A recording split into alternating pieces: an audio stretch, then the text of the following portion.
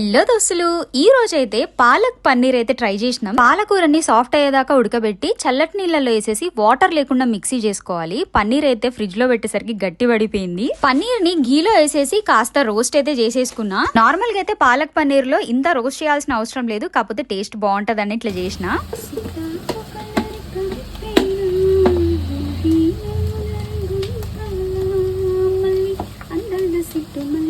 గంధాలు అన్ని చల్లి నుంచి విసిందే తనపై మనసు జారి.